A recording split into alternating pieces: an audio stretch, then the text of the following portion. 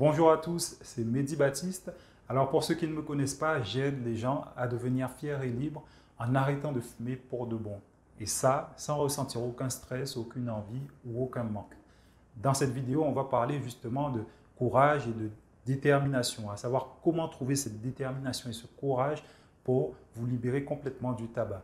Alors je ne sais pas où vous en êtes actuellement dans votre arène, que vous ayez déjà arrêté, que vous ayez arrêté puis repris, ou encore que vous n'ayez pas encore passé le cap. Ce qui est sûr, c'est que certaines personnes peuvent être parfois dubitatives, peuvent être admiratives devant l'arrêt des autres. Car certaines personnes arrivent à arrêter de fumer du jour au lendemain et ne plus jamais toucher une cigarette, et d'autres arrivent à arrêter de manière plus progressive à l'aide de substituts. Ce qui est sûr, c'est que la majorité du temps, les personnes qui souhaitent arrêter de fumer, je ne sais pas si c'est votre cas, considèrent que c'est une lutte et que c'est un combat. Et à partir du moment où elles considèrent que l'arrêt du tabac est une lutte, est un combat, elles commencent à douter d'elles-mêmes, commencent à douter de leur capacité à arriver à le faire. Est-ce qu'elles auront assez de volonté? Est-ce qu'elles auront assez de courage? Est-ce qu'elles ont la détermination? Et au fond, est-ce qu'elles veulent vraiment arrêter? Malgré cela, malgré le fait justement qu'elles pensent justement souvent aux effets que ça peut avoir sur leur santé. Et tout cela, ça peut vous amener à remettre à demain votre décision d'arrêter. Et même d'avoir à certains moments peur justement par rapport au récit de l'arrêt du tabac des autres.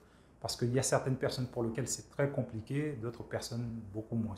Alors, il y a une chose que j'aimerais que vous réalisiez, c'est que l'arrêt du tabac a moins à voir avec la volonté, avec la somme de courage que vous pouvez rassembler, que la détermination et à quel point vous pouvez résister à vos envies de cigarette, qu'à voir avec à quel point cette habitude elle est ancrée au niveau de votre esprit. La plupart des personnes qui souhaitent arrêter, cette décision, généralement, elle est plutôt très consciente. Et elle est très consciente dans le sens que vous y êtes attentif. Ça vous vient à l'esprit et ça vous fait cogiter. Et ça peut être, par exemple, des inquiétudes par rapport à votre santé, ou bien une inquiétude par rapport à vos proches, ou bien par rapport à, par exemple, une grossesse, par exemple. Et donc, du coup, c'est quelque chose qui vous vient souvent à l'esprit et qui vous amène à réfléchir, justement. Et ces préoccupations, ces inquiétudes ne suffisent parfois pas à passer le cap.